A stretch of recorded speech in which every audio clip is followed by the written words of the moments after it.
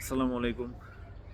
আপনারা সবাই নিশ্চয়ই জানেন যে আগামী ফেব্রুয়ারি থেকে আইএলটিএস সম্পূর্ণ কম্পিউটার বেসড হয়ে যাবে। তার মানে আপনারা যে পেপার বেস পরীক্ষাগুলো দেন ওইগুলো আর দিতে পারবেন না। তো জিনিসটা এক হিসাবে ভালো হইলো, আরেক হিসাবে খারাপ হইলো।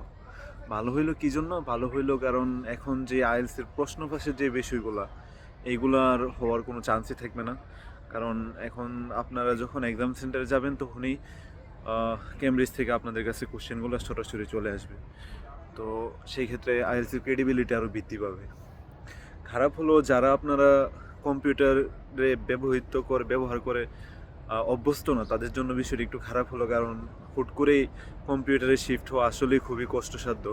কিন্তু বিষয়টা এতটাও হার্ড না আমার কাছে মনে হয়, কারণ আমি গত সেপ্টেম্বর মাসে আইএলটিএস কম্পিউটার বেস পরীক্ষা দিছি, পরীক্ষা দিয়া ওভারঅল 7 পাইছি।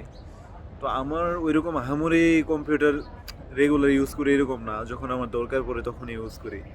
তো আমার কাছে যে জিনিসটা মনে হয় আইএলটিএস কম্পিউটার বেস পরীক্ষার ক্ষেত্রে যেই দুইটা বিষয় চ্যালেঞ্জিং, ওইটা হলো লিসনিং আর রাইটিং। কারণ লিসনিংয়ের ক্ষেত্রে আপনার সম্পূর্ণ যখন আপনি অডিওটা শুনবেন ওই সময় সরাসরি কিবোর্ডে না দেখে টাইপ করা লাগে। দেখে দেখে আপনি টাইপ করতে গেলে দেখা যাবে একটা আনসার আপনি করতে করতে আরেকটা আনসার চলে যেতেছে, ঠিক আছে? তো এই জিনিসটা একটু চ্যালেঞ্জিং।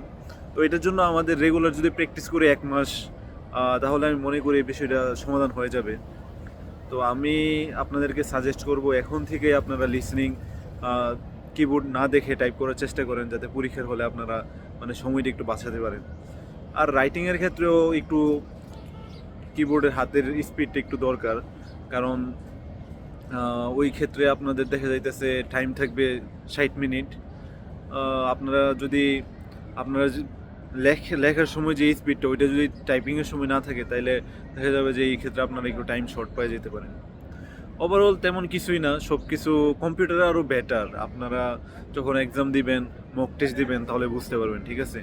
আমি মনে করি এই ডিসিশনটা নিয়ে কেউ ঘাবড়াবেন না। সবাই চেষ্টা করেন যে কম্পিউটারে শিফট হওয়ার জন্য আস্তে আস্তে, কারণ যেহেতু হয়েই গেল কম্পিউটার, এখন তো আর এটা আমাদের মেনে নেওয়াই লাগবে, সবার জন্যই সেম। তো সবার জন্যই শুভকামনা রইল। আসসালামু আলাইকুম।